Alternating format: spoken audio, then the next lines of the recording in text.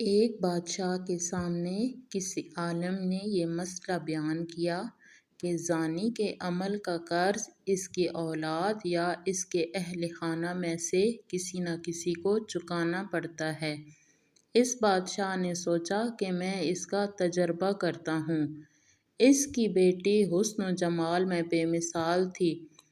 اس نے شہزادی کو بلا کر کہا کہ عام سادہ کپڑے پہن کر اکیلی بازار میں جاؤ، اپنے چہرے کو کھلا رکھو اور لوگ تمہارے ساتھ جو معاملہ کریں وہ ہو بہو آ کر مجھے بتاؤ۔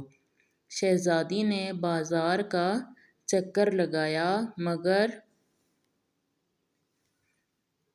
جو غیر محرم شخص اس کی طرف دیکھتا وہ شرم و حیا سے نگاہیں جھکا لیتا۔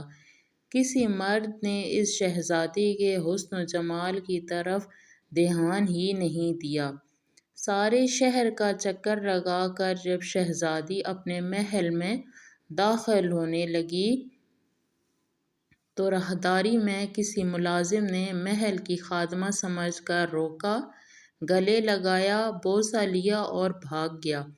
شہزادی نے بادشاہ کو سارا قصہ سنایا تو بادشاہ رو پڑا اور کہنے لگا کہ میں نے ساری زندگی غیر محرم سے اپنی نگاہوں کی حفاظت کی ہے، البتہ ایک مرتبہ میں غلطی کر بیٹھا اور ایک غیر محرم لڑکی کو گلے لگا کر اس کا بوسہ لیا تھا۔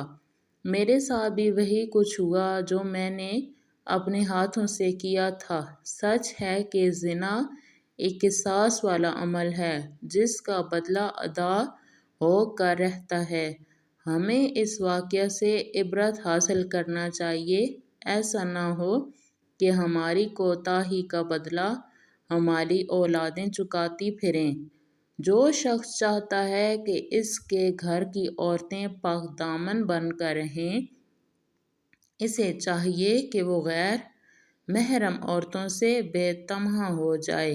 اس طرح جو عورتیں چاہتی ہیں کہ ہمارے خاوند نیکوکار کی زندگی گزاریں، بے حیائی والے کاموں کو چھوڑ دیں، انہیں چاہیے کہ وہ غیر محرم عورتوں، غیر محرم مردوں کی طرف نظر اٹھانا بھی چھوڑ دیں تاکہ پاک دامنی کا بدلہ پاک دامنی کی صورت میں مل جائے۔ رہ گئی بات کہ اگر کسی نے پہلے یہ کبیرہ گناہ کیا ہے تو توبہ کا دروازہ کھلا ہے۔ سچی توبہ کے ذریعے اپنے رب کو منائیں تاکہ دنیا میں قصاص سے بچ جائیں اور آخرت میں ذلت و رسوائی سے چھٹکارا پائیں۔ اللہ پاک ہمیں شرم و حیا کی دولت سے مالا مال فرمائے، آمین۔